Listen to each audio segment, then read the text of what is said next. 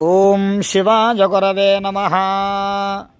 అన్నవరం గ్రామం, అన్నవరం క్షేత్రం దిగువన శ్రీ సత్యదేవ నిత్యాన్నదాన సత్రము బ్రహ్మశ్రీ నాగాభట్ల కామేశ్వర శర్మ గారిచే నిర్వహింపబడుచు ఉన్నది. సుమారు 30 సంవత్సరములుగా ఇక్కడికి ఎంతోమంది బ్రాహ్మణోత్తములు వచ్చి షట్రసోపేతమైనటువంటి భోజనాన్ని భుజించి మహదానందాన్ని పొంది వెళ్ళినవారు. ఇటువంటి ప్రదేశమున అందున ఆశ్వీజమాసం దేవీ శరన్నవరాత్రులలో అమ్మవారి యొక్క చండీ సప్తశతి యొక్క తాత్పర్యాన్ని తెలియచేయాలని ఆయన ఎంతో ఉత్సాహముతో ఉత్సుకతతో భక్తులందరికీ కూడా అమ్మవారి యొక్క మహిమలు తెలిస్తే వారందరికీ కూడా అమ్మవారి అనుగ్రహము కలిగి వారి కోరినటువంటి సమస్త కోరికలు కూడా నెరవేరతాయని చెప్పి ఆయన ఆలోచన చేసి అమ్మవారి యొక్క చరిత్ర, మహిషాసురుడి వధ, శుంభ నిశుంభుల వధ, రక్తబీజ వధ ఇత్యాది కథాశ్రవణాలు అందరికీ తెలియాలని ఉత్సాహముతో ఈ యొక్క మహాయజ్ఞాన్ని ప్రారంభం చేశారు.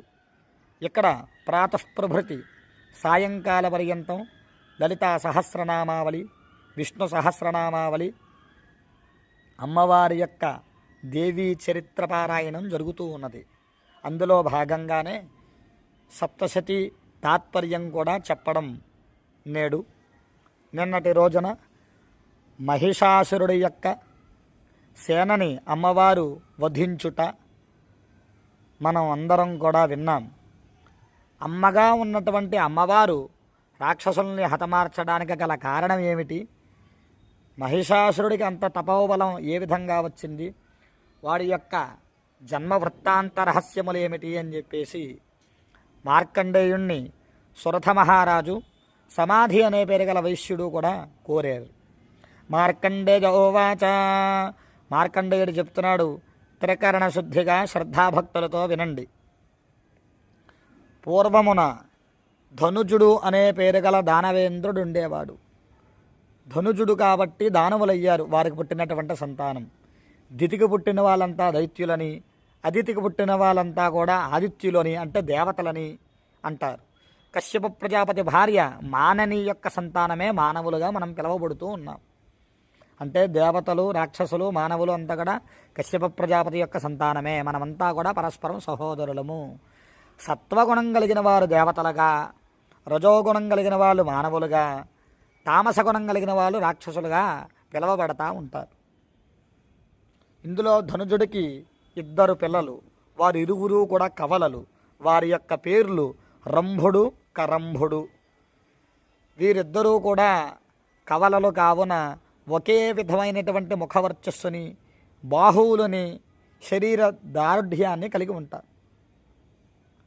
వారిని ఎంతో అల్లారముద్దుగా పెంచుకొనసాగాడు తండ్రి ధనువు. తండ్రిని ఎలాగైనా సంతోషపెట్టాలని నిర్ణయించుకున్నటువంటి రంభుడు, కరంభుడు తండ్రి దగ్గరికి ఒకానొక సందర్భంలో వెళ్ళి, నాన్నగారు, మీరు ఆనందపడాలంటే మేము ఏం చెయ్యాలి? మిమ్మల్ని సంతోషపెట్టడానికి ఎట్టి కార్యమునైనా, ఎంత సాహసోపేతమైన కార్యమైనా మేం చెయ్యుటకు సిద్ధము అని చెప్పి తండ్రి దగ్గరికి వచ్చి మాట్లాడతారు. వెంటనే ధనువు చెప్తున్నాడు, నాయనా, మీరు చిన్నతనంలో ఉన్నారు కాబట్టి ఇలా మంచి వాక్కులు మాట్లాడుతున్నారు, కానీ మీరు కూడా పెద్దవారయ్యాక మీ పూర్వీకులు వలె దుర్బుద్ధి, అహంకారము, గర్వము 3 జననించి మీలో మీరు దేవలోకాలకి వెళ్ళి దేవతలతో యుద్ధం చేసి మీ పూర్వులు ఏ విధంగా అయితే మరణించారో మీరు కూడా అదే విధంగా మరణిస్తారు. ఆ విధంగా మరణించకుండా ఉండేటటువంటి ఒక్క కుమారుడు నాకు కావాలి. అటువంటి మనవణ్ణి నాకు మీరు ఇయ్యగలుగుతారా అని చెప్పి అడుగుతాడు. ఆ కుమారుడు ఏ విధంగా ఉండాలంటే దేవతల చేతిలో కానీ, రాక్షసుల చేతిలో కానీ, మానవుల చేతిలో కానీ, యక్ష, కిన్నెర, కింపురుషాది చేతిలో వాడికి మరణం అనేదే ఉండకూడదు. అటువంటి సంతానం మనకి ఉన్నట్లయితే మన రాక్షస సేనని దేవలోకాలపైకి తీసుకువెళ్ళి వారిని హింసించి మనం ఏ విధంగా అయితే కష్టపడ్డామో దేవతల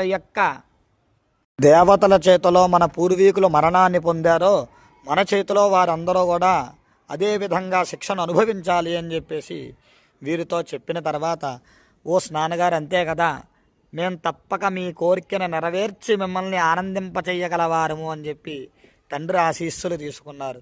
మీరిద్దరు కాబట్టి ఇద్దరిలో ఒక్కరైనా సరే బ్రహ్మకు తపస్సు ఆచరించి బ్రహ్మదేవుణ్ణి ఆనందింపజేసి వరాన్ని పొంది నా దగ్గరికి రావాలను అని షరతు విధించాడు. వారు అలాగే అని చెప్పి తండ్రి ఆశీస్సులు పొందిన వారై భూలోకంలో హిమగిరి అనేటువంటి ప్రదేశానికి చేరుకున్నారు. హిమగిరి అనగా ఆ పర్వతాలపైన మంచు పడి సూర్యకాంతి పడినంత మాత్రం చేత ఆ కొండలన్నీ బంగారు కొండలలా అగుపిస్తూ ఉంటాయి. అటువంటి ప్రదేశం ఎక్కడ ఉన్నది అంటే దాన్నే కేదారనాథ్గా మనం పిలుచుకుంటూ ఉంటాం. భారతదేశానికి ఉత్తర భాగంలో ఉంది. ఆ కేదార్నాథ్ పర్వత ప్రాంతానికి ఆనుకుని మందాకిని నది ప్రవహిస్తూ ఉంటుంది, జీవనది.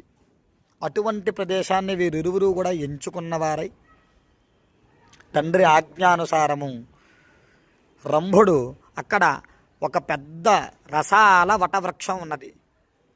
రసాల వటవృక్షము అనగా మామూలుగా లోకంలో వేప చెట్టు రావి చెట్టు కలిపి ఉంటాయి, లేదా మర్రి చెట్టు వేప చెట్టు కలిపి ఉంటాయి. ఈ విధంగా వస్తూ ఉంటాయి.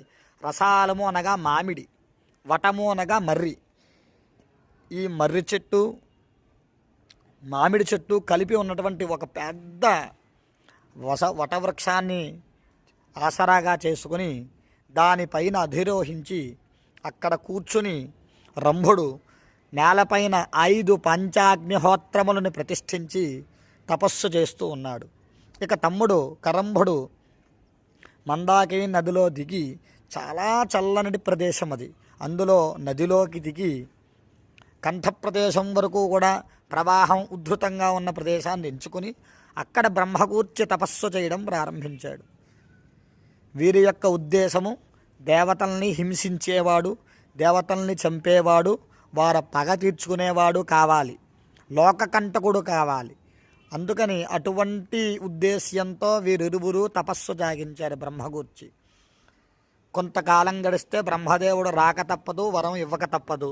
ఈ విషయాన్ని గ్రహించినటువంటి దేవతల రాజైన ఇంద్రుడు వెంటనే ఒక పెద్ద మకర రూపాన్ని పొంది ఆ నదిలో ఉన్నటువంటి కరంభుణ్ణి అమాంతంగా మింగి నమిలి చంపివేశాడు.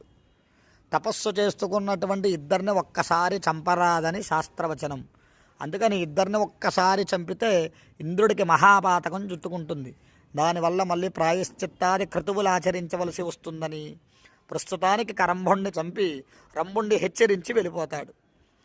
తన తమ్ముడు మరణాన్ని కంటితో చూసినటువంటి రంభుడు చిలించిపోయి కవలుడు కావన తన తోటి సోదరుడు లేడనే విషయాన్ని గ్రహించిన వాడై రోజు తాను తపస్సు ఆచరించి చెట్టుపై నుంచి రాలినటువంటి ఆకుల్ని ఆ అగ్నిహోత్రంలో వేస్తూ అగ్ని ఆరాధన చేస్తూ ఉండేవాడు. పాంచాగ్నిహోత్రారాధన చేసినటువంటి ఆ రంభుడు అదే అగ్నిహోత్రంలో దూకి మరణాన్ని పొందుటకు ప్రయత్నం చేస్తే ఆ అగ్నిహోత్రముల నుండి అగ్నిదేవుడు ప్రత్యక్షమయ్యాడు. నాయనా రంభ, నీవు మరణించుటకు గల కారణమేమిటి అని అడుగుతాడు. నా తోటి సోదరుడైనటువంటి కరంభుడు అన్యాయముగా ఇంద్రుడి చేత వధింపబడ్డాడు అని చెప్పి దుఃఖిస్తూ ఉంటే, నీకు చింత వలయదు, ఎంతో కాలముగా నన్ను సంతృప్తిపరుస్తూ ఉన్నావు. అగ్నిముఖావై దేవాహ, దేవతలందరికీ ముఖం వంటి వాడిని, సాక్షాత్తు బ్రహ్మదేవుడు విష్ణుమూర్తికి ముఖాన్ని నేనే. కావున నేను వచ్చానంటే బ్రహ్మదేవుడు వచ్చినట్లే. నీకు ఏ వరం కావాల్సి వచ్చినా నిస్సంశయంగా అడుగు, నేను ఇస్తాను అని చెప్పి అంటాడు.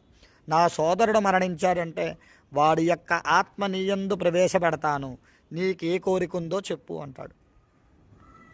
నాకు ఉన్నది ఒక్కటే కోరిక, నా తండ్రి ధనువు ఆనందించాలి అంటే లోకకంటకుడు తపస్సు చేసి బ్రహ్మచేత వరం పొంది దేవదైత్యవులందరినీ కూడా మానవులందరినీ కూడా హింస పెట్టేటటువంటి వాడు, అటువంటి పుత్రుడు మరణం లేనివాడు కావాలి, అటువంటి పుత్రుడు నాకు కావాలి అని చెప్పి కోరతాడు.